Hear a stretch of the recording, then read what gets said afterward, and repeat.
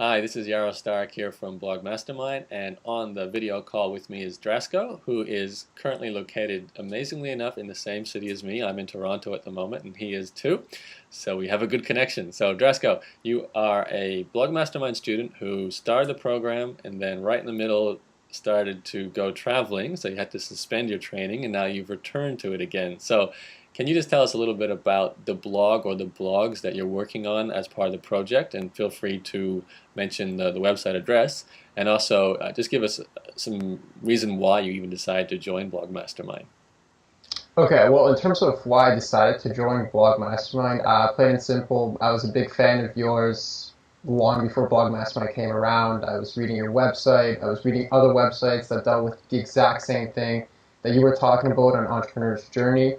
So when you came along and you sort of, I know about your success, I know about sort of your authority in the whole blogosphere, and I know about your authenticity and all of that, so I decided, okay, I mean, if he's gonna post this whole training video and I mean training course, why not join it? Especially there was a cheaper price at that point, so I was like, oh, this is perfect. This is exactly what I need. I was collecting a lot of free information. It's going to be all in one place. That's exactly sort of what I was looking for.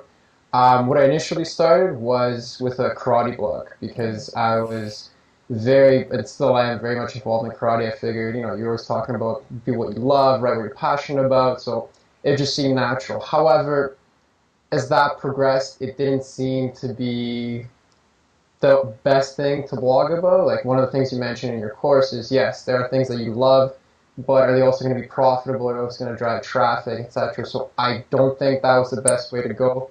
Couple this with the fact that, like you mentioned earlier, midway through the course, I decided to go traveling. I just graduated in December of 2007.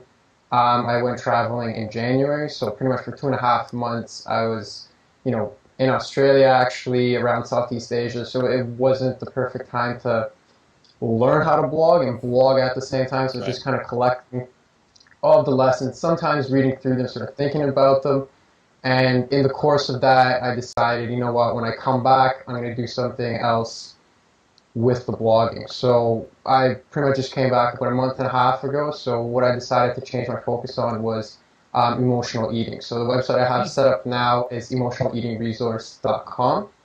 And the reason about that is it's something I'm familiar with, being in training and sort of knowing the ups and downs of, when you want to eat, temptation, all of that. It's something I've done a lot of reading on my own. And like you said, the passion part is there because I would do stuff like that like on my own. So I Right. figured, you know what, it's time to share this with other people. So I took your route. And more importantly, I read back through all of your lessons in more detail and more serious because at first I thought, yeah, okay, blog what you're passionate about, simple. Like, I'll just blog about karate. But when I went back and I thought about, okay, it's not just blog what you're passionate about, but it's blog about something that has a profitability aspect to it, that is going to drive traffic, and essentially that has an audience that will actually look at blogs, which wasn't the case with karate. Right. So I think that's the biggest sort of setback. That's when I decided to go back and sort of did research before I decided, okay, this is the niche I want to target. So Okay. I think Very that would good. be the long story of my little trip through your course. All So, right. So, given that you've gone through the lessons then in some shape or form, and hopefully implemented something either on the karate blog or the emotional eating blog, are there any little case studies or stories you can tell us from something you've learned and actually applied from the program, and what kind of result you got? yes, I think the best part about your program, at least so far, because like I said, now I'm redoing it a month and a half into it, is the resources part. There are a lot of resources on the internet, like for free or paid or whatever, that tell you, okay, drive draft or traffic by doing this and that, do X, Y, and Z, and you'll get these and these results, which is fine, which is beautiful. That's things you got to implement. However, I think before you start, there has to be a mindset as to how you're actually going to do this. And I think the resources do a great job of this. Like there's the 80-20 rule, and about the whole 20 minutes on just about choosing a topic. It just gets your mind in that mindset that this is A, going to take a while, B, it has to be something you have to drudge through, and you have to have the persistence for it. And I think what your program does is you can always refer back to those resources and just be like, okay, I'm having trouble with this. There's always going to be an audio file for it or some sort of resource that's just going to get you that extra push to, go through and do some more marketing, go through and comment on more blogs, or just not give up when things look like they're going bad, or even just starting out. I mean, 80/20 rule, like I knew, yes, okay, you can outsource and you can sort of, get other people to set up your blog for you. Personally, I wasn't that technically enabled, so I wanted to learn it myself because, I can always update WordPress, etc. So I don't want to go through that part, but it's actually great advice, and I used it for some other things, etc. Like, actually, even for my travel planning, I ended up going to Elance and getting somebody to sort of put an itinerary for me. So Okay. that just kind of mentality and sort of mindset that the program instills in you, and then from there you can go and sort of apply all the actual tactics of building traffic, monetizing your blog, etc., etc. So I think that by far, at least how far I'm into it now, is sort of the best resource for sure. But it sounds like the Master the Mindset audio is a lot of the things you're quoting from there, and that you're right.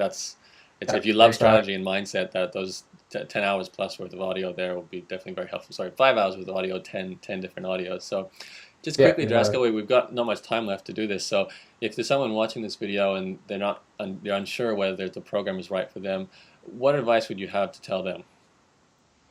Plain and simple, this is speaking from my advice. If you're going to work bitter and it doesn't want to make you sort of get up and go to work, I think that's the perfect type of person to do it. Myself, I don't want to go to work every day. I mean, this is sort of the stuff you talk about, and like a lot of people that they're going to join this program. There is an alternative if you want to put in the work, if you want to do the work and everything. Like I think it's quite possible if you're willing to learn, if you're willing to sort of develop yourself, to have that mindset, to build that persistence, all of that. If you're ready for that, I think that should be the ideal person, that you want to learn and you're ready to sort of stick it through until it actually works out. Then Blog Mastermind's a good choice. And yes, that is absolutely the perfect choice. Okay.